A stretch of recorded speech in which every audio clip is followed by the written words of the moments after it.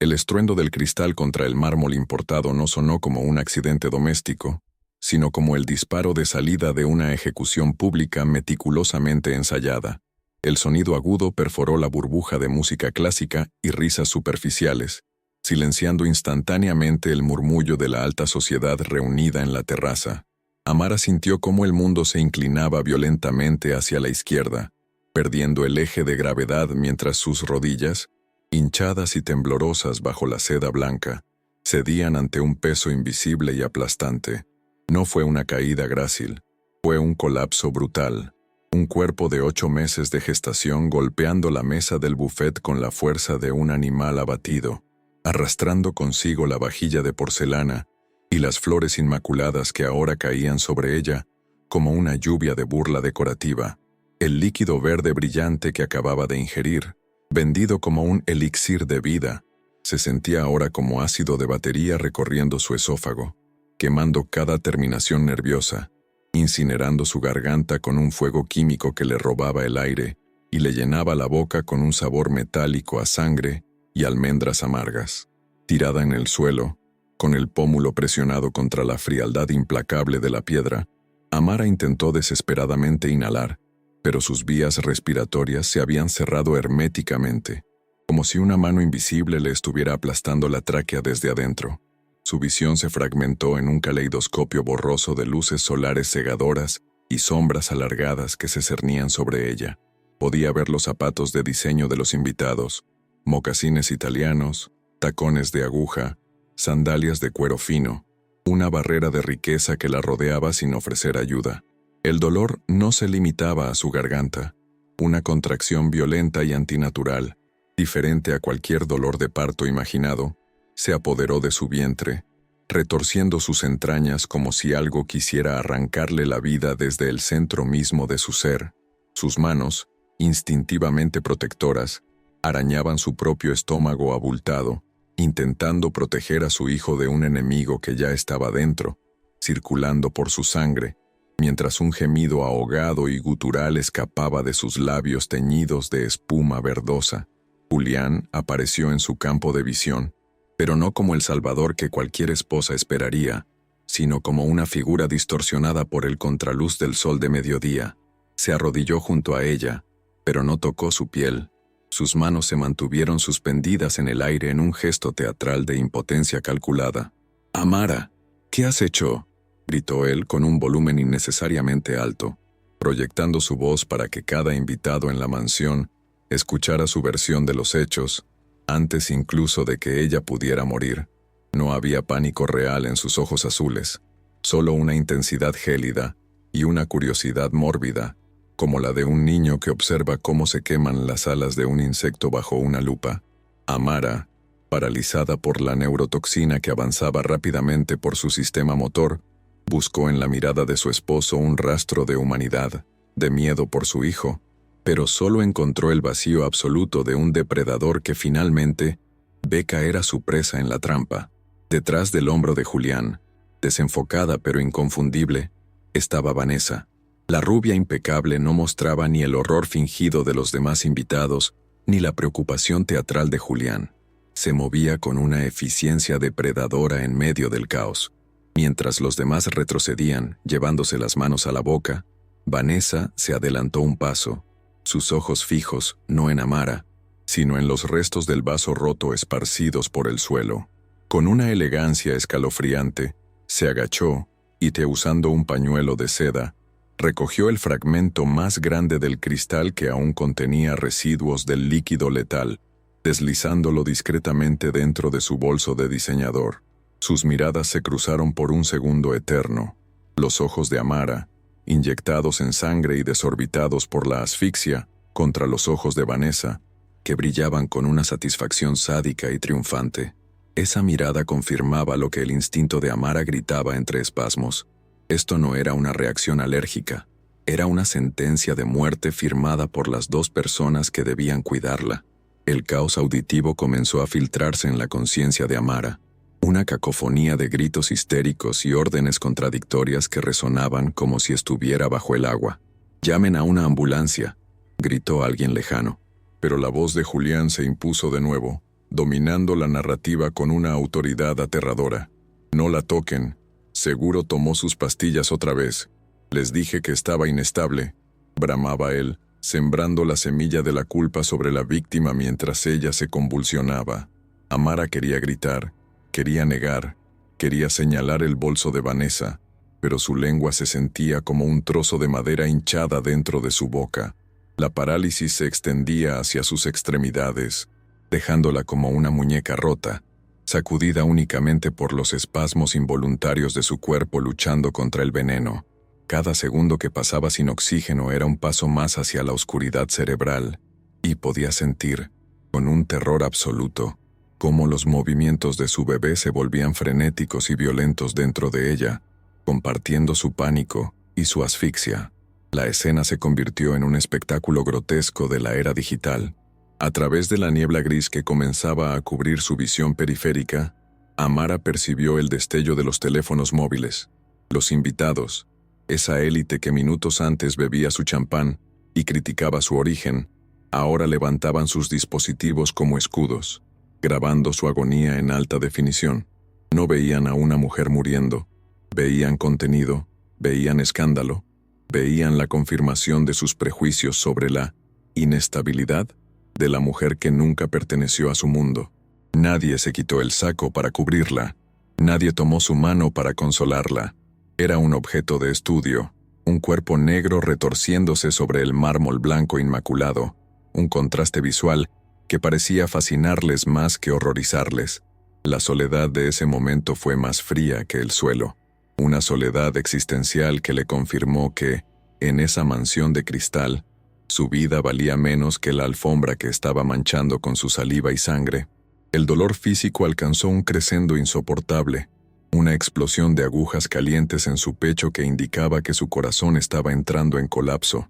Los rostros de Julián y Vanessa se fusionaron en una mancha de maldad indiferente sobre ella. Amara intentó aferrarse a un último pensamiento, una última promesa de supervivencia dirigida a la vida que llevaba dentro, pero la oscuridad era implacable y pesada. Sentía cómo la vida se le escapaba por los dedos entumecidos, cómo la realidad se disolvía en un zumbido eléctrico. En ese instante de transición entre la conciencia y la nada, entendió con una claridad devastadora que su muerte no era el final del plan, sino el comienzo de algo mucho más siniestro, algo que borraría su existencia y su legado para siempre si ella dejaba de luchar. Con el último vestigio de fuerza de voluntad, Amara fijó su vista en una figura borrosa que se abría paso entre la multitud de voyeurs, un hombre mayor que no sostenía un teléfono, sino que corría con una urgencia real, pero antes de que pudiera identificar si era amigo o enemigo, el velo negro cayó por completo. Su cuerpo dio una última sacudida violenta y quedó inerte sobre los escombros de su propia fiesta, bajo el sol implacable de una tarde perfecta para un asesinato. El silencio que siguió no fue de paz, sino de complicidad. El mundo de arriba seguía brillando, mientras ella se hundía en un abismo fabricado por las personas que juraron amarla. La trampa se había cerrado, y el horror apenas estaba comenzando. Hola, antes de continuar con esta historia, ¿desde qué ciudad estás leyendo este roteiro ahora mismo? ¿Y qué hora es allá? Me encantaría saber quién me acompaña en este drama. Dale like si la atención ya te atrapó. Suscríbete para no perderte el desenlace. Comparte esto con esa persona que sabe detectar una traición a kilómetros de distancia. ¿Listo para descubrir cómo llegamos a este punto? Continuamos. La mañana del evento comenzó con una calma engañosa, bañada por una luz solar difusa que atravesaba los ventanales de piso a techo de la mansión, convirtiendo el dormitorio principal en una caja de luz sobreexpuesta.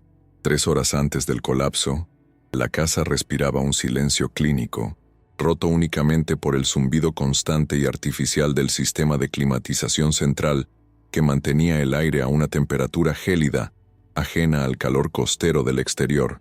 Amara abrió los ojos con la pesadez de quien no ha descansado, sintiendo inmediatamente el peso gravitacional de su vientre de 8 meses que la anclaba al colchón de seda. No había calidez en ese despertar. La cama a su lado estaba perfectamente hecha, fría al tacto, señal de que Julián se había levantado hacía horas, dejándola sola en aquella inmensidad blanca que se sentía más como un laboratorio aséptico que como un hogar conyugal. Se incorporó con dificultad. Sus movimientos eran lentos y dolorosos, cada articulación protestando contra la retención de líquidos que había transformado sus tobillos en columnas hinchadas y sensibles. Al apoyar los pies descalzos sobre el mármol pulido, un escalofrío recorrió su espina dorsal, no por el frío físico, sino por la sensación de vulnerabilidad que la invadía cada mañana en esa fortaleza de cristal. Caminó hacia el baño arrastrando los pies, su reflejo multiplicándose en los espejos estratégicamente colocados, que parecían diseñados para escrutinio más que para vanidad. Se observó a sí misma, la piel estirada y brillante sobre su abdomen, las ojeras profundas que el maquillaje pronto cubriría, y esa mirada de ciervo asustado que se había instalado en sus ojos oscuros. Una mirada que no reconocía y que pertenecía a una mujer que estaba perdiendo lentamente la batalla por su propia identidad. El baño era un santuario de mármol y cromo, desprovisto de cualquier desorden humano que sugiriera vida real. No había toallas en el suelo ni frascos abiertos, solo una alineación militar de cosméticos de alta gama que ella no había elegido. Amara abrió el grifo, dejando que el agua fría corriera sobre sus muñecas, intentando bajar la temperatura de su propia ansiedad. Su mente, que alguna vez fue capaz de memorizar conciertos completos de Rachmaninoff, ahora se sentía nublada, fragmentada por una niebla química que Julián insistía en llamar cerebro de embarazada. Se miró en el espejo principal y tocó su vientre con ambas manos, buscando una conexión con el ser que habitaba dentro, el único aliado que tenía en este territorio hostil. Susurró un «buenos días», que sonó estrangulado, temiendo que incluso las paredes tuvieran oídos y juzgaran su tono de voz como otro síntoma de su supuesta inestabilidad emocional. Salió del dormitorio y comenzó su peregrinaje por los pasillos de la mansión, un espacio arquitectónicamente impresionante pero espiritualmente vacío.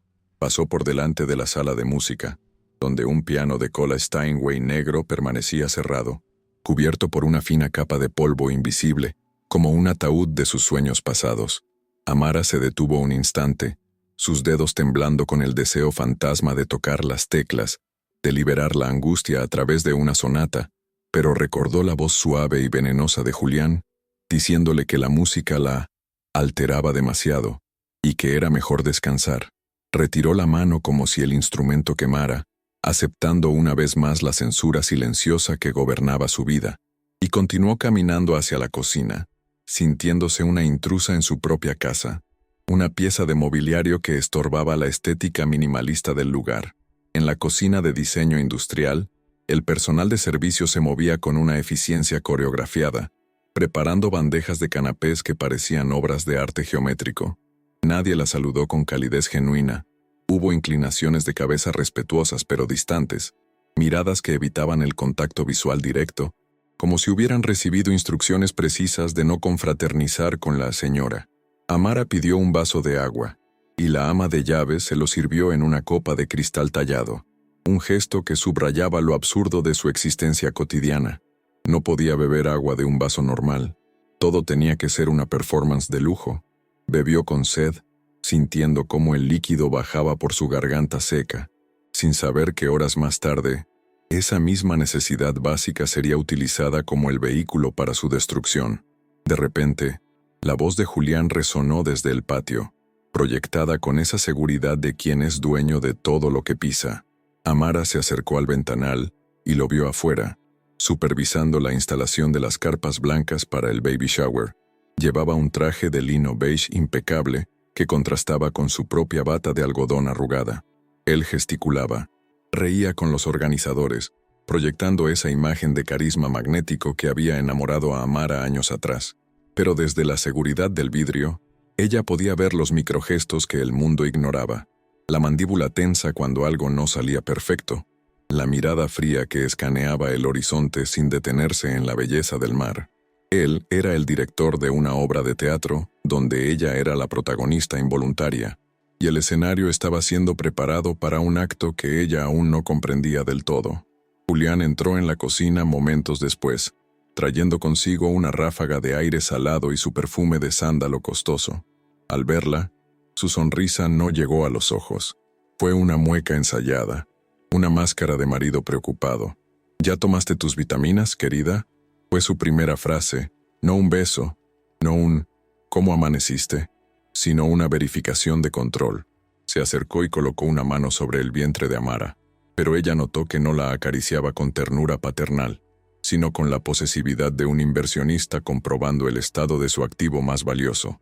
Amara sintió el impulso de retroceder, de protegerse de ese contacto frío, pero su cuerpo estaba condicionado a la sumisión, a quedarse quieta y aceptar las migajas de atención como si fueran amor verdadero. Me siento un poco mareada hoy, Julián.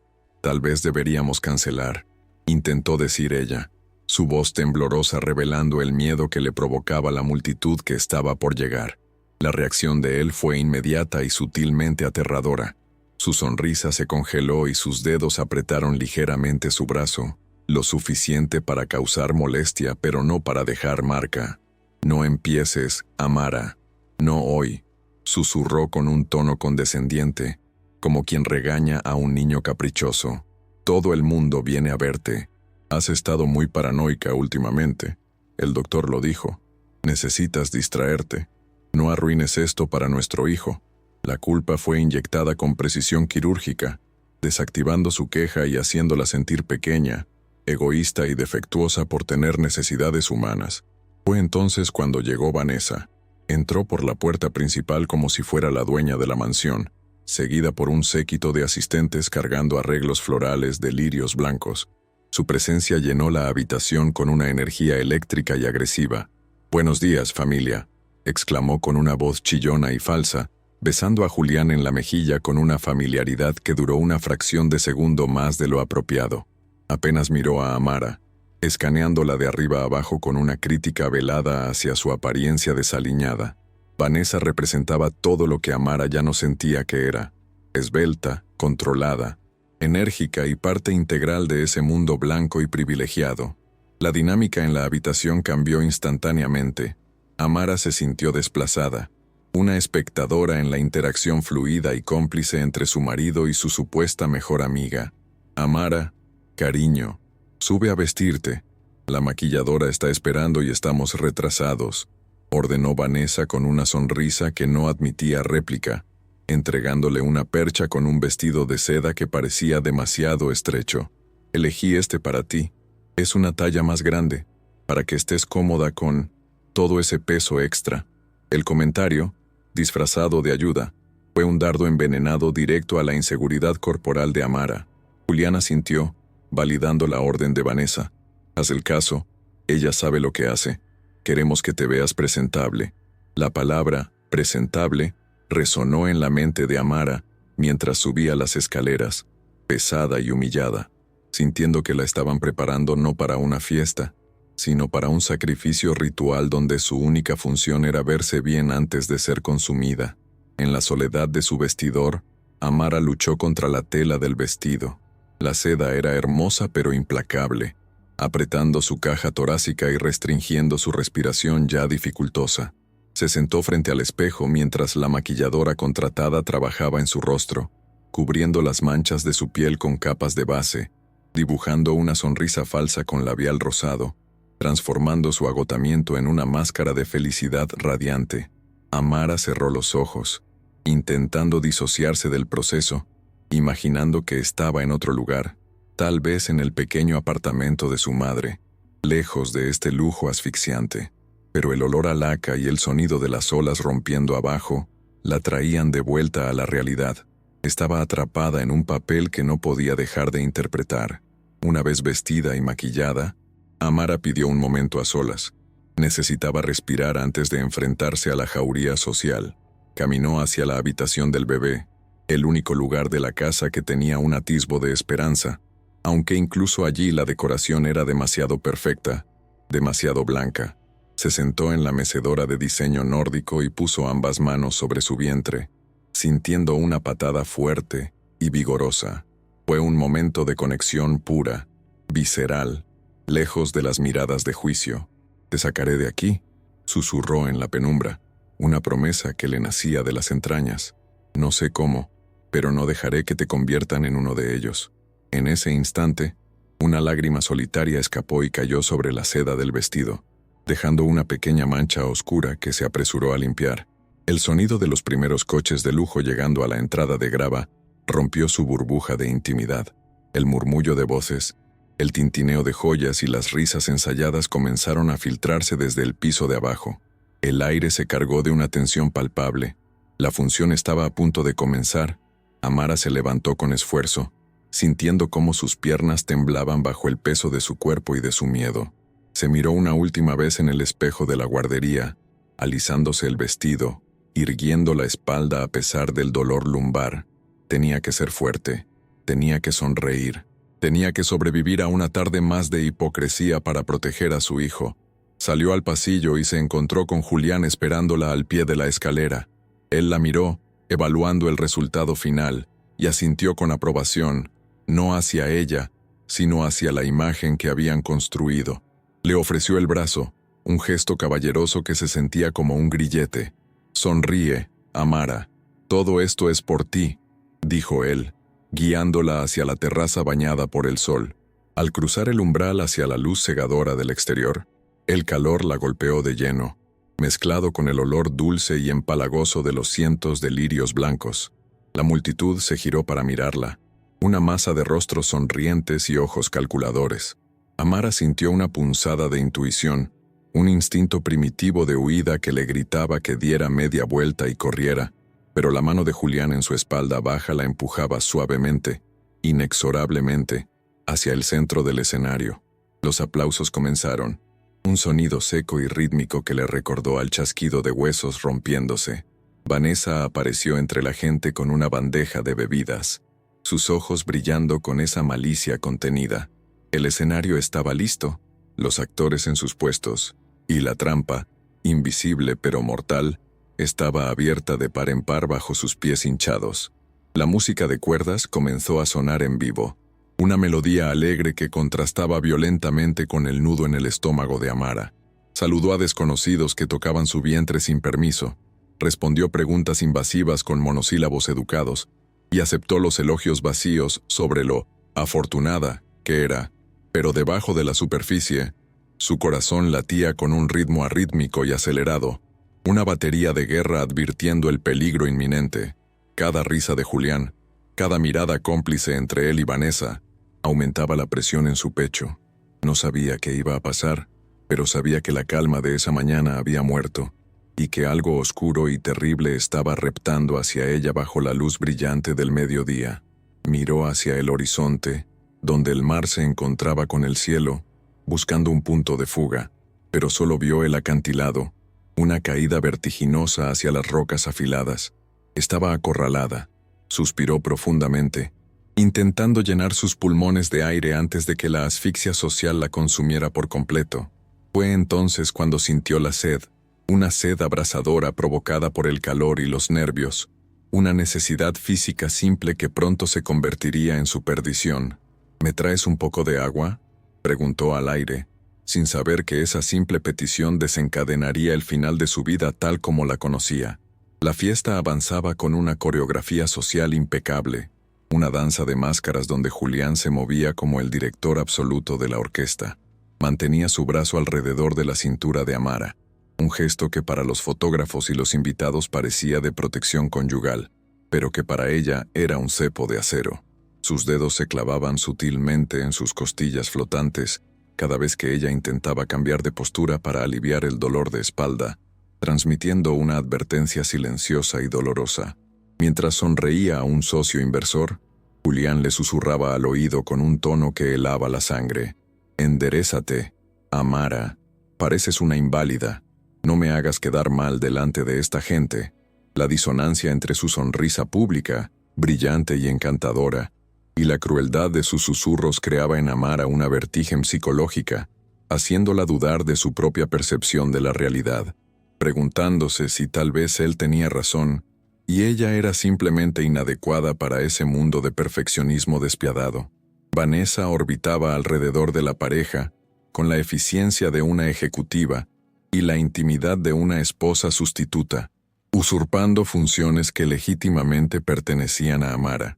Corregía la posición de los cubiertos, Daba órdenes a los camareros y atendía a los invitados con una familiaridad que dejaba a la protagonista relegada al papel de una espectadora pasiva en su propio evento. En un momento dado, Vanessa se acercó bajo el pretexto de acomodar un mechón de cabello rebelde de Amara, pero su toque fue invasivo, casi clínico. Pobrecita, se te nota el agotamiento en la cara. El maquillaje ya no está tapando esas manchas del embarazo, comentó con una falsa dulzura que goteaba veneno, asegurándose de que un grupo de esposas de la alta sociedad escuchara el comentario.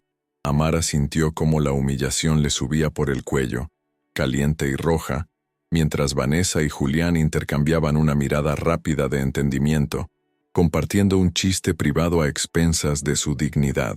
Entre saludo y saludo, la mente de Amara viajaba dolorosamente hacia el pasado, intentando reconciliar a este hombre frío y calculador con el apasionado admirador que la había seducido años atrás en el conservatorio. Recordaba cómo Julián solía sentarse durante horas a escucharla tocar a Chopin, jurándole que su talento era lo más divino que había conocido. Ahora, ese mismo hombre se refería a su música como un pasatiempo ruidoso que debía abandonar por el bien de la familia. Esa transformación lenta, esa erosión de su identidad artística y personal, no había sido un golpe repentino, sino una marea constante de críticas sutiles y manipulaciones emocionales que la habían dejado desnuda de autoestima. Se sentía culpable por pensar mal de él, atrapada en el ciclo del abuso psicológico, donde la víctima intenta desesperadamente justificar al verdugo para mantener intacta la ilusión del amor y la familia perfecta que tanto deseaba para su hijo. La conversación con un viejo conocido del mundo del arte ilustró perfectamente su jaula invisible. Un director de orquesta invitado se acercó entusiasmado. «Amara, querida, ¿cuándo volveremos a verte en el escenario? Tu interpretación de Liszt todavía resuena en mi memoria». Antes de que ella pudiera formular una respuesta, antes de que pudiera conectar con esa parte de su alma que aún vivía, Julián intervino con una risa paternalista, colocando una mano sobre la boca de ella en un gesto de silencio cariñoso. «Oh no, maestro. Amara ha entendido que su verdadera vocación es el hogar. Además, con su estado mental actual, digamos que la presión del escenario no es recomendable para su fragilidad», sentenció él. La frase «estado mental» quedó flotando en el aire como una sentencia clínica, desacreditándola públicamente y reduciéndola a una mujer inestable que necesitaba ser gestionada, no escuchada. El entorno físico, diseñado para ser un paraíso de lujo, comenzó a sentirse hostil y agresivo para los sentidos de Amara. El sol de la tarde rebotaba en las superficies blancas y en el cristal de las copas, creando destellos que herían sus ojos cansados. El olor de los lirios, omnipresente y denso, comenzó a revolverle el estómago, evocando no una celebración de vida, sino la atmósfera empalagosa de un velatorio de lujo. Cada carcajada estridente de los invitados resonaba como un vidrio roto en su cabeza, y el calor se acumulaba bajo la carpa, sofocante y húmedo. Se sentía como un animal exótico en exhibición en un zoológico de cristal, observada por depredadores que vestían lino y seda. La opulencia de la mansión, lejos de ofrecer confort, subrayaba su soledad. Estaba rodeada de millones de dólares en arte y arquitectura, pero no tenía ni un centavo de autonomía, ni una mano amiga que la sostuviera si caía. En un rincón, escuchó a Julián hablando con su padre sobre el futuro del bebé, y lo que oyó le heló la sangre más que la brisa marina. No hablaban de nombres o de colores para la habitación, sino de internados en Suiza y fideicomisos blindados que se activarían cuando la madre ya no sea un factor. Hablaban de su hijo como si fuera una adquisición corporativa, una extensión de la marca familiar que debía ser moldeada lejos de la influencia blanda de Amara. Ella se dio cuenta con horror de que, para Julián, ella no era una compañera ni una madre, sino una incubadora biológica necesaria para proveer un heredero, una incubadora cuya utilidad estaba llegando a su fecha de caducidad. La frialdad con la que planificaban borrarla de la ecuación futura de su propio hijo fue el primer indicio real y tangible del peligro mortal que corría, aunque su mente se negaba a aceptar la totalidad de la amenaza. La soledad de Amara se hizo abrumadora al mirar alrededor y no encontrar ni un solo rostro que reflejara su historia o su dolor. Era la única mujer negra en un mar de blancura elitista, una diferencia que Julián y Vanessa explotaban para aislarla aún más, haciéndola sentir como una intrusa en su propio matrimonio, una advenediza que había tenido suerte de ser elegida. Las miradas de los otros invitados no eran de empatía, sino de curiosidad antropológica mezclada con desdén. Sentía que esperaban que cometiera un error, que se tropezara, que dijera algo incorrecto para confirmar sus prejuicios. Esa presión constante de tener que ser perfecta para simplemente ser tolerada estaba agotando sus últimas reservas de energía. Quería gritar, quería romper la porcelana, quería huir, pero estaba atada por las convenciones sociales y por el miedo paralizante a las represalias de Julián, si osaba romper el guión establecido. Al final de este bloque de tiempo, la tensión acumulada en su cuerpo se manifestó en una sed física insoportable, una necesidad primitiva de agua que trascendía la simple deshidratación. Su boca estaba seca como el desierto, su lengua pegada al paladar, el sabor del miedo metálico impregnando sus papilas gustativas. Vio cómo los camareros comenzaban a llenar las copas para el brindis principal, y supo que el momento de la verdad se acercaba.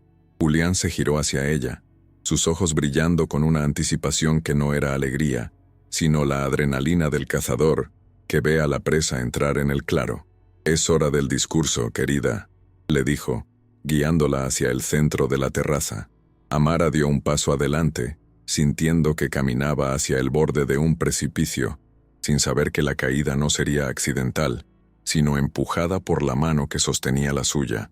Julián se alzaba en el centro de la terraza como un monumento a la vanidad masculina, absorbiendo la luz del sol y la admiración de los presentes con una naturalidad aterradora. Su físico era una obra de ingeniería social perfecta, alto, de hombros anchos envueltos en lino italiano de corte impecable, con un bronceado dorado que hablaba de tardes de ocio en yates privados y canchas de tenis exclusivas. Sin embargo, para quien observara con detenimiento, había una tensión depredadora en su postura, una rigidez en la mandíbula que contradecía su sonrisa de anuncio publicitario.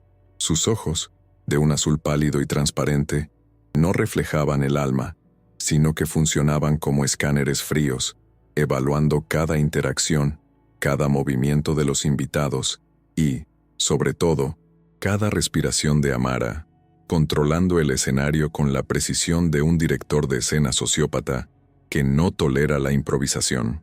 A su lado, moviéndose con la fluidez letal de una serpiente entre las flores, estaba Vanessa, la encarnación física de la traición disfrazada de amistad. Llevaba un vestido color marfil que imitaba peligrosamente el tono nupcial, una declaración de intenciones que nadie parecía notar o que todos decidían ignorar convenientemente. Su cabello rubio caía en ondas perfectas sobre sus hombros, y su maquillaje era una máscara de inocencia que ocultaba una malicia calculadora. No se separaba de Julián más de lo necesario, orbitando a su alrededor con una intimidad que transgredía las fronteras de la amistad platónica. Cada vez que pasaba cerca de Amara, dejaba una estela de perfume intenso y una sensación de frío, una energía negativa que erizaba la piel de la protagonista y le enviaba señales de alerta primitiva a su cerebro reptiliano. La dinámica entre Julián y Vanessa era un baile macabro de complicidad silenciosa, un lenguaje secreto compuesto de miradas fugaces y roces accidentales que gritaban una verdad que Amara se negaba a verbalizar. Mientras Julián encantaba a un grupo de inversores con anécdotas sobre el mercado farmacéutico, Vanessa rellenaba sus copas, riendo en los momentos precisos, actuando como la esposa perfecta que Amara, en su estado de gravidez y agotamiento, no podía ser. Se miraban por encima de la cabeza de los invitados con una suficiencia arrogante, compartiendo el triunfo anticipado de un plan que estaba llegando a su fase crítica.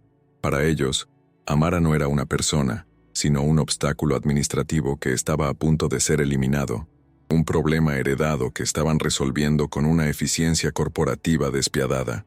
Julián levantó una cuchara de plata y golpeó suavemente su copa de cristal, produciendo un tintineo agudo que cortó el aire y exigió silencio absoluto. La música se detuvo. Las conversaciones cesaron y todas las miradas se volvieron hacia él, esperando las palabras del anfitrión dorado. Amara sintió un nudo en el estómago, una premonición de que este discurso no sería una celebración de la vida, sino una herramienta más de manipulación. Julián carraspeó, adoptando una expresión de humildad ensayada, y comenzó a hablar con esa voz barítona que solía usar para cerrar tratos millonarios. Amigos, familia, gracias por estar aquí hoy para celebrar no solo la llegada de mi hijo, sino el futuro de nuestro legado, dijo, enfatizando la palabra legado, mientras miraba brevemente a Vanessa, ignorando por completo a la madre que llevaba a ese hijo en su vientre. Quiero aprovechar este momento para anunciar la creación de la Fundación Futuro Vital, una iniciativa benéfica en honor a mi primogénito, continuó Julián, arrancando suspiros de admiración de la multitud. Una inversión millonaria dedicada a la salud infantil, porque sabemos que no todos tienen la suerte genética y social que nosotros tenemos. La hipocresía de sus palabras golpeó a Amara como una bofetada física. Sabía que las cuentas de la familia estaban siendo drenadas. Sabía que él despreciaba la debilidad, y verlo allí, posando como un filántropo salvador mientras la trataba a ella con desprecio en privado, le provocó una náusea profunda. Los aplausos estallaron, un estruendo de validación ciega que alimentaba el ego monstruoso de Julián, haciéndolo crecer en estatura y arrogancia frente a los ojos de su esposa disminuida. En medio de la ovación, Julián extendió una mano hacia Amara, no para invitarla a compartir el crédito, sino para exhibirla como un accesorio necesario para la foto.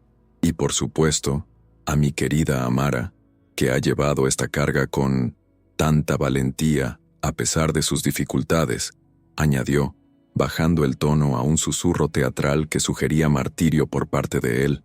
La palabra dificultades fue pronunciada con una inflexión que implicaba inestabilidad mental, sembrando sutilmente la duda sobre la capacidad de Amara como madre. Ella intentó sonreír, pero sus labios temblaban. Se sentía expuesta, analizada, juzgada por un jurado que ya tenía el veredicto escrito de antemano. La mano de Julián en su hombro pesaba como plomo, apretando justo sobre un nervio sensible, manteniéndola anclada en su lugar de sumisión pública. El calor bajo la carpa se volvió repentinamente opresivo, el aire denso y saturado, con el olor dulzón de los lirios y el sudor de la multitud. Amara sentía que el oxígeno escaseaba, que las paredes invisibles de su realidad se estaban cerrando sobre ella. El sonido de las olas rompiendo contra el acantilado abajo parecía más fuerte, más violento, como si el mar estuviera reclamando su cuota de sangre.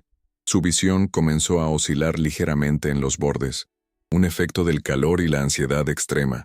Necesitaba sentarse, necesitaba salir de allí, pero el protocolo social y la garra de Julián la mantenían prisionera en el centro del escenario. Cada segundo que pasaba de pie era una tortura física. Sus pies hinchados palpitaban dentro de los zapatos, gritando por alivio. Vanessa, observando la palidez creciente de Amara con una satisfacción clínica, se acercó un paso más, como un buitre que detecta la debilidad de la presa. No ofreció una silla ni un abanico, simplemente se quedó allí, sonriendo con esa frialdad de estatua griega, disfrutando del espectáculo de la degradación física de la mujer a la que pretendía suplantar. Amara buscó la mirada de Vanessa, suplicando silenciosamente un poco de piedad femenina, pero solo encontró un muro de hielo y ambición. En los ojos de la amante no había humanidad, solo el cálculo frío de los tiempos y los movimientos necesarios para ejecutar el siguiente paso del plan.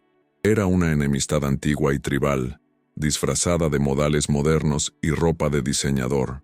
«Tengo sed», susurró Amara, su voz apenas audible por encima del murmullo de felicitaciones que seguía al discurso. La garganta se le había cerrado, seca como papel de lija, y la necesidad de líquido se convirtió en una urgencia desesperada.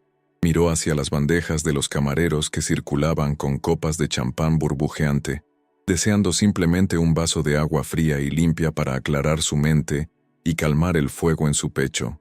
Hizo un gesto a un joven camarero que pasaba cerca, quien se detuvo solícito, listo para atender a la señora de la casa. «Agua, por favor», pidió ella, extendiendo una mano temblorosa hacia la bandeja donde brillaba una jarra de cristal con hielo y rodajas de limón. Antes de que el camarero pudiera servirla, una mano manicurada con uñas rojas perfectas se interpuso en el camino, deteniendo el movimiento con una autoridad suave pero firme. Era Vanessa. «No, cariño, espera», dijo con una voz que destilaba una preocupación falsa y empalagosa, lo suficientemente alta para que el círculo cercano de invitados la escuchara. «El agua te hincha mucho. Ya sabes lo que dijo el nutricionista sobre tu retención de líquidos. Mírate. Estás a punto de estallar». La humillación fue instantánea. Amara bajó la mirada hacia su cuerpo deformado por el embarazo, sintiendo la vergüenza quemarle las mejillas, mientras los invitados asentían con aprobación ante la supuesta sabiduría y cuidado de la amiga. «Julián pidió que te prepararan algo especial», continuó Vanessa, haciendo una señal a otro camarero que esperaba en la sombra, como un actor secundario que entra en escena en el momento clave.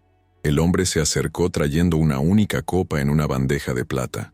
El líquido en su interior era de un verde brillante, casi fluorescente, una mezcla espesa que no parecía natural. «Es un jugo detox exclusivo, una receta de antioxidantes para el bebé. Te ayudará con la energía y no te hinchará», explicó Vanessa, tomando la copa y ofreciéndosela a Amara con una sonrisa que no llegaba a sus ojos muertos. Julián se unió a la escena, cerrando el círculo alrededor de Amara. «Vamos, y amor, tómatelo», instó él, su voz adquiriendo un tono de impaciencia apenas velada. Vanessa se tomó la molestia de prepararlo ella misma con ingredientes orgánicos importados. «No seas descortés». La presión social se materializó como una losa sobre los hombros de Amara. Todos los ojos estaban puestos en ella. Los invitados esperaban verla aceptar el gesto amoroso. Julián esperaba obediencia, y Vanessa esperaba el desenlace. Rechazar la bebida sería visto como un acto de ingratitud, una prueba más de su inestabilidad y falta de aprecio por los cuidados de su maravillosa familia. Amara miró el líquido verde. Algo en el color le resultaba repelente, antinatural, como el tono de advertencia de un insecto venenoso. Su instinto, esa voz primitiva que había intentado silenciar durante años para encajar en este mundo, le gritó que no lo hiciera. Sintió una patada violenta de su bebé, un movimiento brusco que casi la hizo doblarse, como si el niño también rechazara lo que estaba por venir, pero miró a su alrededor y solo vio sonrisas expectantes, una pared de aprobación social que no le dejaba salida. Estaba atrapada entre su intuición y la jaula dorada de las expectativas. El miedo a hacer una escena, a decepcionar a Julián una vez más, pesaba más que su propia supervivencia en ese instante de debilidad. «Es por el bebé», insistió Julián, acercando su rostro al de ella, sus ojos azules clavándose en los suyos con una intensidad hipnótica y amenazante. «Hazlo por nuestro hijo». La mención del niño fue la llave maestra que desarmó su resistencia. Amara, agotada, sedienta y manipulada hasta la médula, extendió la mano y tomó la copa fría. El tacto del cristal húmedo contra sus dedos calientes fue un choque térmico. Acercó el vaso a su nariz y percibió un aroma intenso a menta y algo más, algo subyacente y metálico, que el olor a hierbas intentaba enmascarar, pero su sed era tal que su cerebro racionalizó la advertencia como paranoia. El silencio en el grupo cercano se hizo absoluto, una pausa dramática no guionada, donde el tiempo pareció estirarse. Vanessa observaba los labios de Amara con una fascinación obscena, sus pupilas dilatadas por la adrenalina del momento. Julián mantenía su sonrisa fija, pero sus manos estaban cerradas en puños a los costados, traicionando la tensión del momento decisivo. Amara sintió el peso de la copa, el peso de su vida, y el peso de una traición que aún no podía comprender en su totalidad. Era el punto de inflexión, el momento en que la víctima acepta voluntariamente la manzana envenenada bajo la promesa de salvación. La luz del sol se reflejó en el líquido verde, creando destellos que parecían advertencias visuales ignoradas. Amara suspiró, un sonido de resignación cansada, y levantó la copa. Miró a Julián una última vez, buscando amor, buscando una señal de que todo estaría bien, pero él ya estaba mirando más allá de ella, hacia el futuro que planeaba construir sobre sus cenizas. No había vuelta atrás. La trampa se había cerrado con un clic audible solo para el destino. Con la mano temblorosa, Amara inclinó la cabeza hacia atrás y dejó que el líquido tocara sus labios. El primer contacto fue refrescante, engañosamente dulce. Antes de que el verdadero sabor se revelara, bebió un sorbo largo, impulsada por la deshidratación, tragando la mezcla espesa que sellaría su destino. Vanessa y Julián intercambiaron una microexpresión de triunfo, un parpadeo de complicidad criminal. El veneno estaba dentro, la cuenta regresiva había comenzado, y el horror estaba a punto de desatarse en medio del paraíso. Bajó la copa, sintiendo un rastro frío recorrer su esófago hacia el estómago. Una invasión silenciosa. ¿Está rico?, preguntó Vanessa con una ironía mordaz. Amara intentó responder, pero una sensación extraña comenzó a brotar en la base de su garganta. Un cosquilleo que rápidamente se transformaba en ardor. Sonrió débilmente, complaciendo a su audiencia hasta el final, sin saber que esa sería su última sonrisa consciente antes de que el infierno químico se desatara en su interior y destruyera su mundo para siempre. El cóctel de la traición había sido servido y consumido. El primer indicio de la catástrofe no fue el dolor, sino un sabor metálico y repugnante que floreció en la parte posterior de la lengua de Amara, eclipsando instantáneamente el frescor inicial de la menta. Fue como si hubiera mordido una moneda oxidada envuelta en cianuro, una señal química violenta que su cerebro tardó unos segundos cruciales en procesar como una amenaza mortal. El líquido verde, que bajaba por su garganta, dejó de sentirse como un bálsamo y se transformó en lava líquida, quemando el revestimiento delicado de su esófago con una virulencia ácida. Amara soltó el vaso, que cayó al suelo con un ruido sordo sobre la alfombra de césped artificial, pero el daño ya era irreversible. El veneno estaba circulando, buscando sus órganos vitales con la eficiencia de un depredador microscópico. Sus ojos se abrieron desmesuradamente, buscando los de Julián en un acto reflejo de confusión, esperando encontrar una explicación, pero solo halló una pared de hielo azul que la observaba sin pestañear. La reacción física escaló con una velocidad aterradora, saltando de la incomodidad al terror absoluto en un latido del corazón.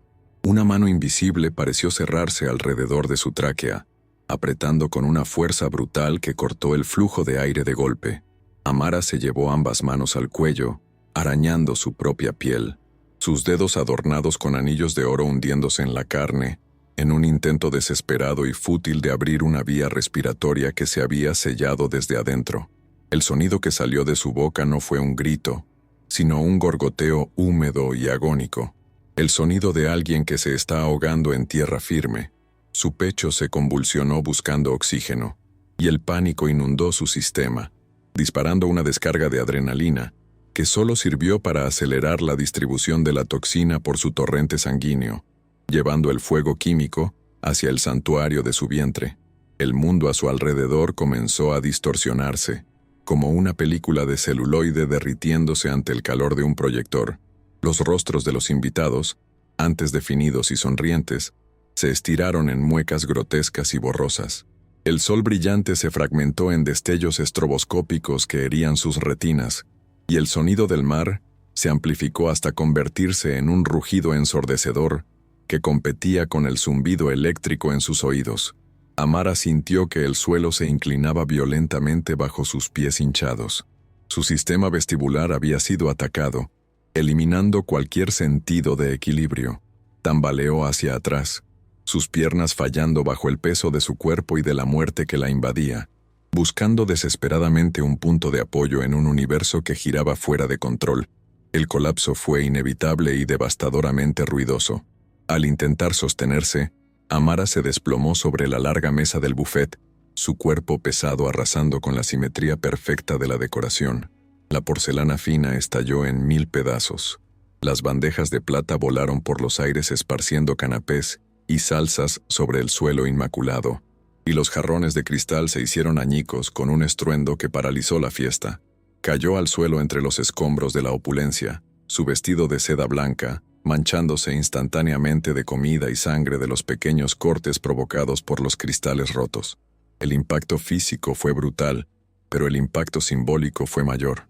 La imagen de la perfección, había sido destruida por la realidad cruda y violenta de su sufrimiento. Tirada en el suelo, el cuerpo de Amara entró en un estado de shock convulsivo. No podía controlar sus extremidades. Sus brazos y piernas se sacudían con espasmos violentos y rítmicos, golpeando el mármol sin piedad. La neurotoxina estaba bombardeando su sistema nervioso, enviando señales de dolor puro a cada fibra muscular. Su espalda se arqueó en un arco antinatural, y su cabeza golpeó el suelo repetidamente. Pero el dolor más agudo, el que atravesaba la bruma de la inconsciencia, provenía de su útero. Sintió una contracción titánica, como si su cuerpo intentara expulsar o proteger al bebé en medio del caos, una lucha biológica interna entre la vida y el veneno que se libraba en la oscuridad de sus entrañas. La reacción colectiva de los invitados fue un estudio de la cobardía humana moderna. Tras el silencio inicial del choque, se escuchó una ola de jadeos horrorizados, pero nadie se movió para ayudar. Se formó un círculo inmediato alrededor de ella, una barrera de espectadores que mantenían una distancia segura, como si la desgracia fuera contagiosa. En lugar de manos extendidas, Amara vio, a través de su visión de túnel, el brillo de las lentes de las cámaras de los teléfonos móviles. La élite social, condicionada por el escándalo, estaba documentando su agonía en tiempo real, transmitiendo su humillación al mundo antes de que alguien pensara en tomarle el pulso. Se sentía expuesta, un animal herido en el centro de un coliseo digital, despojada de toda dignidad humana. Fue entonces cuando Julián actuó, no como un esposo, sino como el arquitecto de la narrativa. Se arrodilló junto a ella, pero sus manos no buscaron consolarla ni abrir sus vías respiratorias. Se mantuvieron flotando sobre ella en gestos teatrales de desesperación. «Amara, ¿qué te pasa? Dios mío», gritó con una voz proyectada para la audiencia. «Sabía que no debías mezclar tus medicamentos. Te dije que era peligroso».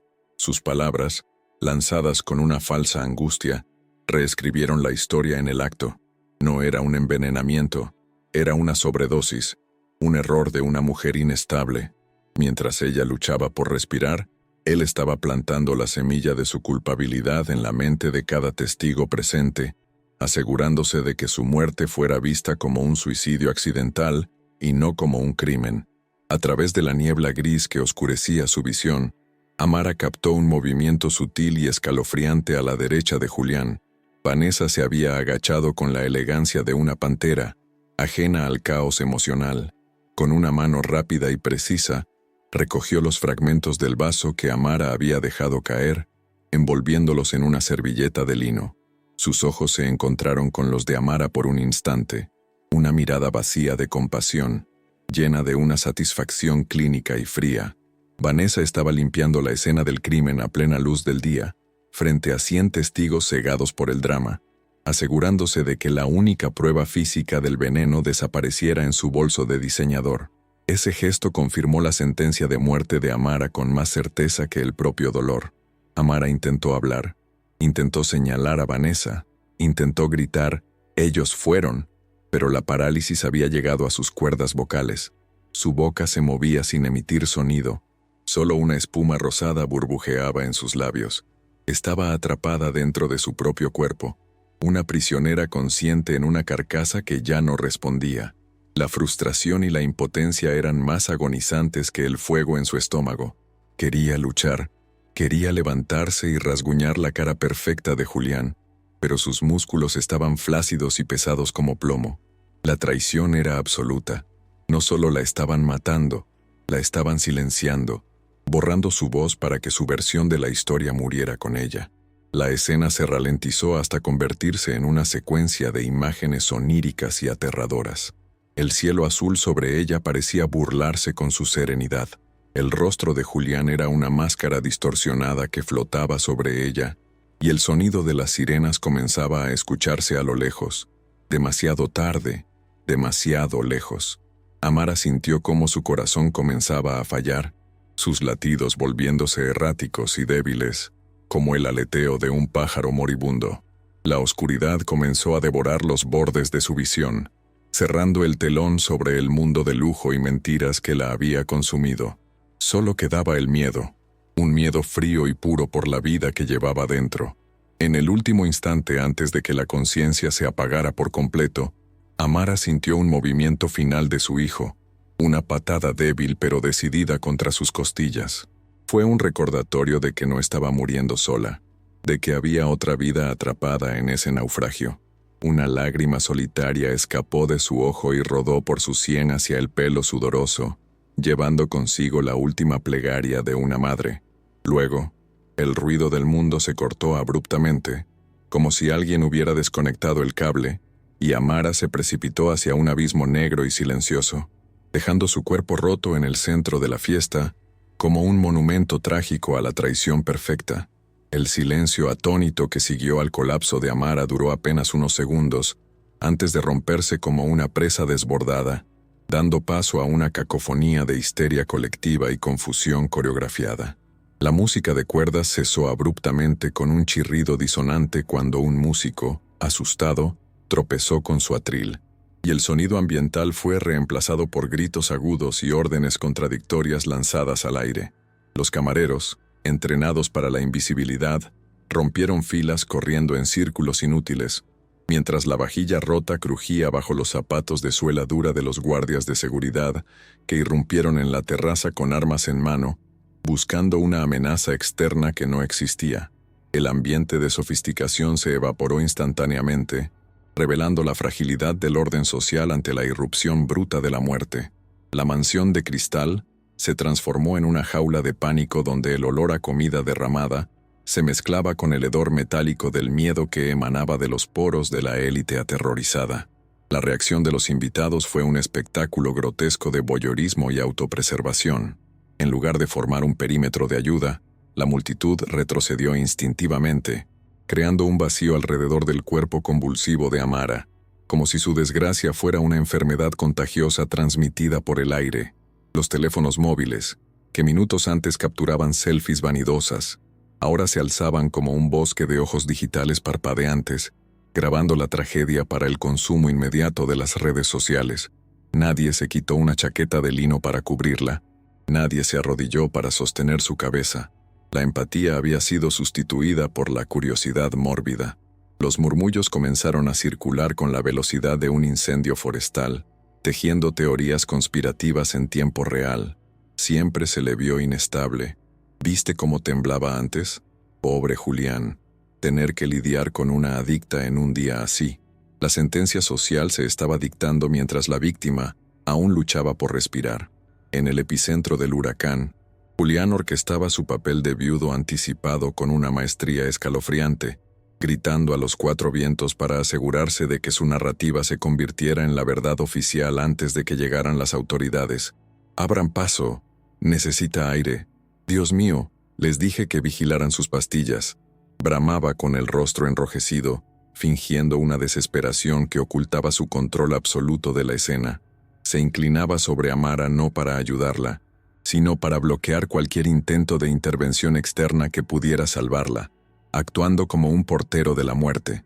Sus manos revoloteaban sobre ella, tocando su rostro con brusquedad disfrazada de caricia, mientras susurraba cosas que solo ella, en su estado semicomatoso, podía oír. «Descansa ahora, todo termina aquí». Para los espectadores, era un esposo destrozado. Para Amara, era el rostro de su verdugo cerrando el telón. Vanessa, moviéndose en la periferia del caos con la eficiencia de una jefa de operaciones militares, comenzó a gestionar el control de daños materiales y legales. Con gestos secos y autoritarios, ordenó al servicio de limpieza que recogiera el desastre, inmediatamente, señalando específicamente la zona donde había caído el vaso roto y el líquido derramado. «No queremos que los paramédicos resbalen. Limpien todo con lejía ahora mismo», instruyó con voz firme, justificando la destrucción de pruebas bajo la excusa de la seguridad laboral, mientras los empleados barrían los fragmentos de cristal y fregaban las manchas verdes del mármol. Vanessa consolaba a las esposas de los inversores, repartiendo pañuelos y agua, sembrando sutilmente la idea de que Amara había sufrido un brote psicótico debido a las hormonas, consolidando la coartada de Julián en la mente de los testigos clave. El sonido desgarrador de las sirenas cortó el aire caliente de la tarde, anunciando la intrusión de la realidad cruda en el paraíso artificial del acantilado. Las luces rojas y azules de la ambulancia rebotaron violentamente contra las fachadas de vidrio de la mansión, creando un efecto estroboscópico de pesadilla que desorientó aún más a los presentes. Un equipo de paramédicos irrumpió en la terraza, sus botas pesadas y sucios uniformes de trabajo, creando un contraste visual agresivo con la elegancia de los invitados. Empujaron a la gente sin miramientos, rompiendo la burbuja de privilegio con la urgencia de la medicina de emergencia. El ruido de la camilla metálica desplegándose y el rasgado del velcro de los botiquines resonaron como disparos, silenciando momentáneamente los murmullos y centrando la atención en la brutalidad técnica de salvar una vida. Los paramédicos se abalanzaron sobre Amara, convirtiendo su cuerpo en un campo de batalla médico. No había tiempo para la delicadeza ni para el pudor. Uno de ellos sacó unas tijeras de trauma y cortó el costoso vestido de seda desde el dobladillo hasta el cuello, exponiendo su vientre hinchado y su piel cubierta de sudor frío y manchas violáceas. Paciente femenina, embarazada, posible eclampsia o intoxicación, convulsiones activas, gritó el líder del equipo, mientras le colocaban una mascarilla de oxígeno que cubrió la mitad de su rostro. El sonido del monitor cardíaco comenzó a emitir un pitido errático y frenético, una cuenta regresiva sonora que llenó el espacio. Amara, tratada ahora como un objeto biológico en fallo sistémico, fue manipulada con rapidez, sus brazos pinchados con vías intravenosas mientras su cuerpo seguía sacudiéndose involuntariamente contra el suelo duro. Desde la perspectiva fracturada de Amara, el mundo era un túnel de luces cegadoras y voces distorsionadas que sonaban como si vinieran de debajo del agua. Sentía el dolor lejano de las agujas y la presión en su pecho, pero su conciencia estaba atrapada en un limbo gris, incapaz de conectar los pensamientos. Veía fragmentos de rostros que entraban y salían de su campo visual, la mandíbula tensa de Julián, el destello de una cámara, la luz quirúrgica de la linterna del paramédico revisando sus pupilas. Quería decirles que el bebé estaba sufriendo, que sentía cómo su hijo se retorcía dentro de ella, luchando contra el mismo veneno, pero su lengua era un peso muerto. La sensación de ser arrastrada hacia la oscuridad era abrumadora, una fuerza gravitatoria que tiraba de ella hacia abajo, lejos de la luz, lejos de la verdad, lejos de la vida. Julián intentó interceptar al jefe de los paramédicos, desplegando su autoridad de hombre rico acostumbrado a dar órdenes. Llévenla al hospital privado St. Jude. Soy donante allí. Tienen mi historial. Exigió, intentando desviar la ambulancia hacia una institución donde su influencia y su dinero podrían comprar el silencio y controlar el diagnóstico. Se interpuso entre la camilla y la salida, bloqueando el paso con su cuerpo, fingiendo preocupación por la calidad de la atención. Ella tiene antecedentes psiquiátricos. Necesita discreción. No pueden llevarla a un hospital público, insistió, jugando su última carta para mantener a Amara bajo su esfera de control.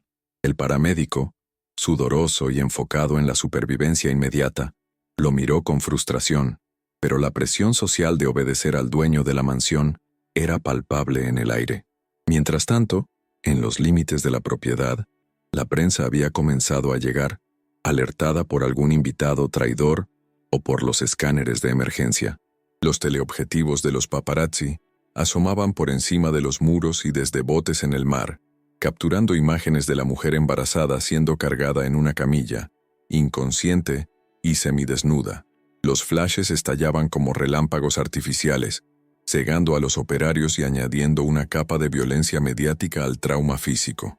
Amara ya no era una persona, se había convertido en el titular escandaloso de mañana, la esposa loca del magnate que arruinó su propio baby shower. Su reputación estaba siendo asesinada en simultáneo con su cuerpo, una doble ejecución pública que Julián observaba con una satisfacción oculta, detrás de sus manos cubriendo su rostro. Entre los invitados, el juicio moral se consolidaba con una rapidez cruel. Los rumores se transformaban en hechos, confirmados por la repetición. Dicen que encontraron frascos vacíos en su baño, susurró una mujer, inventando un detalle para sentirse parte de la historia. Es lo mejor para el niño. Imagínate crecer con una madre así, comentó otro, racionalizando la tragedia como una limpieza necesaria del linaje. La empatía había sido erradicada por el clasismo. Para ellos, el colapso de Amara confirmaba que ella nunca había pertenecido realmente a su mundo, que su cuerpo y su mente eran demasiado débiles para soportar el peso de la corona que Julián le había otorgado.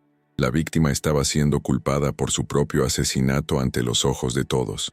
El traslado de Amara a la camilla fue un momento de vulnerabilidad extrema. Su cuerpo inerte, pesado por el embarazo, se balanceó peligrosamente antes de ser asegurado con correas naranjas que parecían grilletes. Al levantarla, quedó al descubierto una mancha oscura de fluidos y sangre en el mármol blanco, una firma biológica de su sufrimiento que ninguna limpieza de Vanessa podría borrar completamente de la memoria de los presentes. La mancha era una acusación silenciosa, un rastro de violencia real en medio de la fantasía aséptica. Julián miró la mancha con una mueca de asco imperceptible, preocupado más por el daño al piso importado que por la vida que se escapaba en la ambulancia. Fue en ese instante crítico, cuando las puertas de la ambulancia estaban a punto de cerrarse sobre la verdad, que una figura rompió el círculo de pasividad. El doctor, Elias Vance, quien había permanecido en silencio observando la escena con ojos de águila, se adelantó con una autoridad que no provenía del dinero, sino de décadas de experiencia lidiando con la muerte y la mentira. Vestido con un traje anticuado pero digno, se abrió paso entre los guardias de seguridad y los invitados curiosos, ignorando las barreras sociales. No miraba a Julián, ni a las cámaras. Sus ojos estaban fijos en la paciente y en los detalles clínicos que todos los demás habían pasado por alto. El color de la piel, el patrón de las convulsiones, el olor peculiar que flotaba en el aire alrededor de ella. El doctor Vance llegó hasta la parte trasera de la ambulancia justo cuando Julián intentaba subir para acompañar a su esposa. Con un movimiento firme de su bastón, Elías bloqueó el paso del marido. «Yo iré con ella, Julián. Tú quédate aquí y maneja a la prensa. Es lo que mejor haces», dijo con una voz grave y rasposa que no admitía réplica. Antes de que Julián pudiera protestar, Elías se dirigió al paramédico. «Soy el doctor Vance, toxicólogo forense. Olviden el St. Jude. Llévenla al Hospital Universitario General, Unidad de Trauma. Esto no es eclampsia. Necesito un panel completo de metales pesados y neurotoxinas inmediatamente». Su intervención fue un bisturí cortando la red de mentiras. Nombró lo innombrable y cambió el destino del viaje, sacando a Amara de la jurisdicción privada de Julián. Julián se quedó paralizado en la grava, su máscara de dolor resbalando por una fracción de segundo para revelar una furia gélida. Había perdido el control del cuerpo. Elías subió a la ambulancia y las puertas se cerraron de golpe, sellando a Amara en un mundo de ruido y urgencia, pero lejos, por primera vez, de la influencia directa de su asesino. La sirena aulló con renovada intensidad y el vehículo arrancó a toda velocidad, dejando atrás la mansión, la fiesta y la traición, llevándose a la única testigo del crimen hacia un lugar donde la ciencia podría, tal vez, hablar por ella. La batalla por la narrativa había terminado.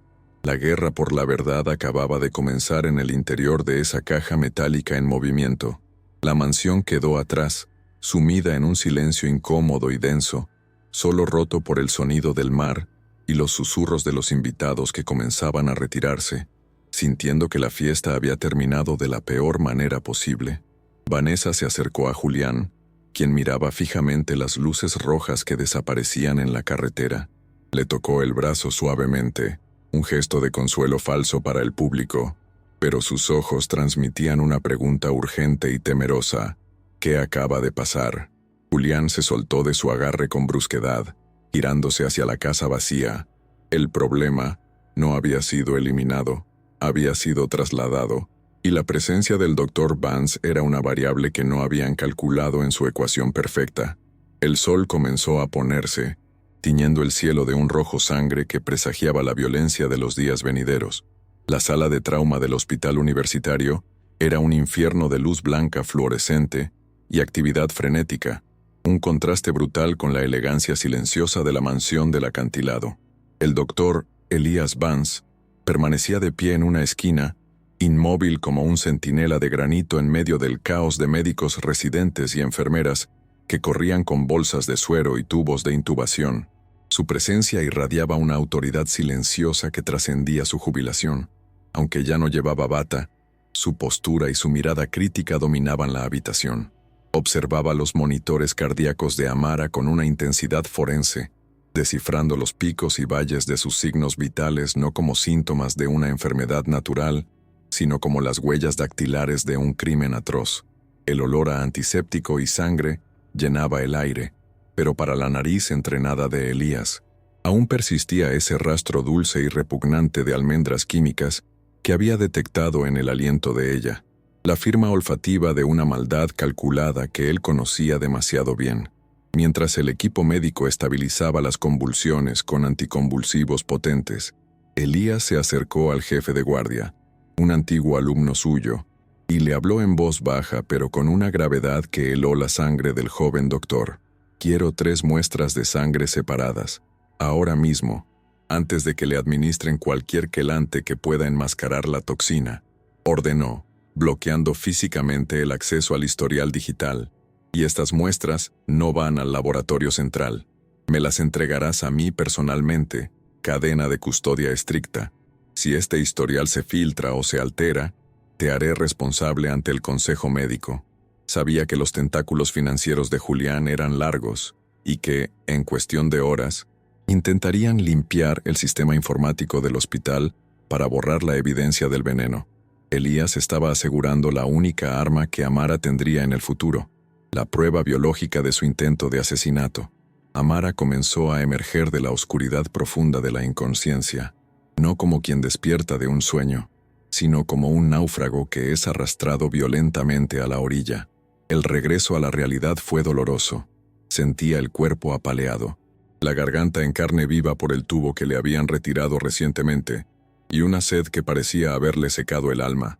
Abrió los ojos, y lo primero que vio fue el techo desconchado del hospital público, una imagen de fealdad honesta que le confirmó que estaba lejos de su jaula de oro.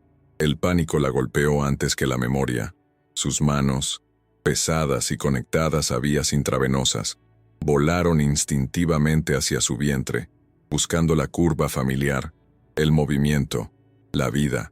El terror de encontrar un vientre plano o el silencio absoluto la paralizó, sus ojos llenándose de lágrimas, mientras un gemido ronco escapaba de sus labios agrietados, preguntando sin palabras por el destino de su hijo. El doctor Vance captó el gesto de pánico y se inclinó sobre ella inmediatamente, tomando sus manos con firmeza para detener su temblor. Su rostro, surcado por arrugas de experiencia y cansancio, se suavizó por primera vez en horas. «Está vivo, Amara. Tu hijo está vivo», susurró con una voz que era un bálsamo en medio de la tormenta. «Su corazón es fuerte, increíblemente fuerte como el de su madre, pero está luchando. Ambos lo están». Las palabras de Elías actuaron como un ancla, deteniendo la deriva emocional de ella. Amara soltó el aire que había estado conteniendo en un sollozo roto, sintiendo la contracción débil pero rítmica en su interior, una señal de resistencia biológica contra la muerte. No habían ganado del todo, pero tampoco habían perdido lo más importante. «Escúchame bien, hija, porque no tenemos mucho tiempo antes de que ellos lleguen», continuó Elías, acercando su rostro al de ella para crear una burbuja de privacidad en la sala ruidosa. Su tono cambió, volviéndose duro y urgente. «Lo que pasó hoy no fue un accidente, no fue una reacción alérgica, ni una eclampsia, ni una locura tuya. Fue un intento de ejecución. Nombrar la verdad en voz alta fue como romper un hechizo maligno». Amara lo miró, sus ojos oscuros y dilatados llenándose de una comprensión horrorosa. La imagen del vaso verde, la sonrisa de Vanessa, la indiferencia de Julián mientras ella se asfixiaba, todo encajaba con una claridad que dolía más que el veneno. Por primera vez, alguien validaba su percepción. Alguien le confirmaba que no estaba loca, sino que estaba siendo casada. «Julián», logró susurrar ella, el nombre saliendo de su boca con un sabor a bilis. Recordó la frialdad en los ojos de su esposo, la forma en que la había mirado morir sin mover un dedo. El dolor emocional de esa traición fue más agudo que cualquier bisturí. Había dormido con el enemigo, Había intentado complacer a quien quería borrarla de la existencia. Las lágrimas calientes rodaron por sus sienes, mezclándose con el sudor, pero esta vez no eran lágrimas de sumisión, sino de duelo por la muerte de su inocencia. El hombre al que había amado no existía. Era una máscara utilizada por un monstruo para acceder a su vientre y a su vida. La comprensión de que había estado sola todo este tiempo la golpeó, pero la presencia de Elías a su lado le ofreció un primer y tenue rayo de esperanza. Conocía al padre de Julián, un hombre de honor, y sé en qué se ha convertido su hijo y esa mujer que lo maneja, dijo Elías, su voz cargada de un desprecio visceral. Están ahí fuera, Amara. Mis colegas me informan que los abogados de la familia ya están en el vestíbulo, con órdenes judiciales para trasladarte o declararte mentalmente incompetente. Quieren llevarte a una clínica psiquiátrica privada donde puedan terminar lo que empezaron hoy sin testigos. La revelación de que el peligro no había pasado, sino que simplemente había cambiado de escenario, encendió una chispa nueva en el interior de Amara. El miedo paralizante comenzó a transformarse lentamente en algo más frío, más duro y mucho más peligroso. El instinto de supervivencia de una madre acorralada. Elías sacó de su bolsillo un teléfono desechable y se lo puso en la mano a Amara, cerrando sus dedos sobre el dispositivo plástico. No puedes volver a esa casa. No puedes volver a ser la esposa que eras. Si vuelves, te matarán. Y esta vez no fallarán, sentenció con brutal honestidad. Tengo un lugar seguro, lejos de sus influencias en los barrios donde su dinero no compra lealtades. Pero tienes que confiar en mí. Tienes que ser capaz de desaparecer, de dejar que crean que han ganado por un tiempo. Tienes que morir socialmente para poder sobrevivir físicamente. Era una propuesta radical. Abandonar su identidad, su comodidad y su nombre para entrar en la clandestinidad, para convertirse en un fantasma que acecha desde las sombras. Amara miró sus manos, las manos de una pianista que habían sido forzadas a la inactividad, ahora magulladas y llenas de agujas. Sintió la rabia crecer en su pecho, un fuego negro que consumía la tristeza. Pensó en su bebé, flotando en un mar tóxico, luchando por cada latido gracias a la maldad de su propio padre. Ya no quería ser salvada, quería destruir. La mujer que había entrado en esa fiesta vestida de seda blanca había muerto en la mesa del buffet. La mujer que despertaba en esa cama de hospital estaba hecha de cicatrices y odio. Apretó el teléfono con fuerza, sus nudillos blanqueándose, y asintió lentamente hacia Elías. «Sácame de aquí», dijo, su voz recuperando una fuerza gutural que sorprendió incluso al médico. «Sácame de aquí y ayúdame a destruirlos».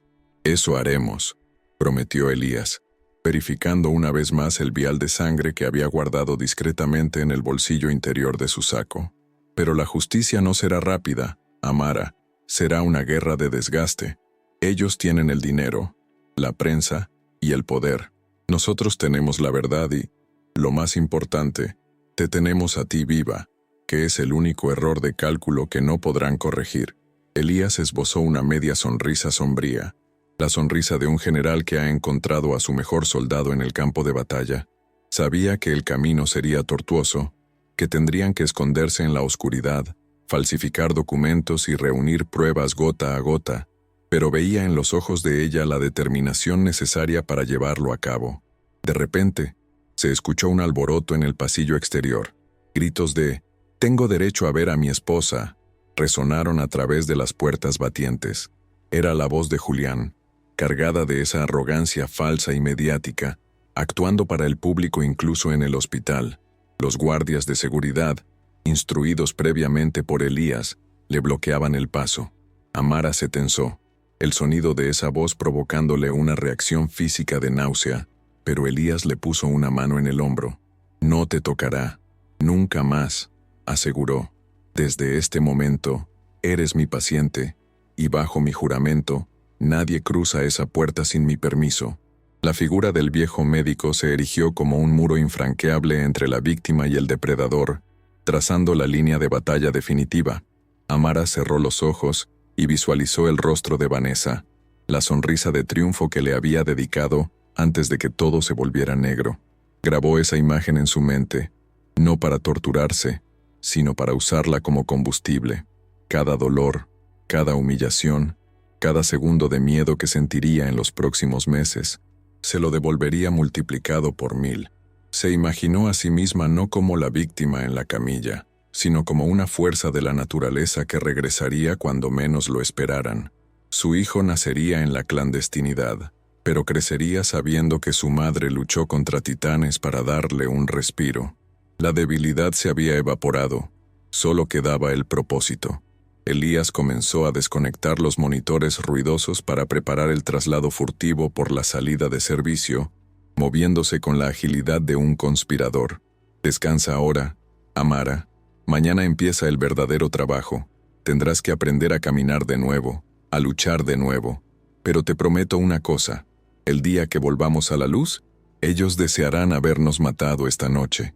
La promesa flotó en el aire estéril, una profecía de retribución que sellaba el pacto entre el viejo guardián y la madre vengadora. El juego de ajedrez había cambiado.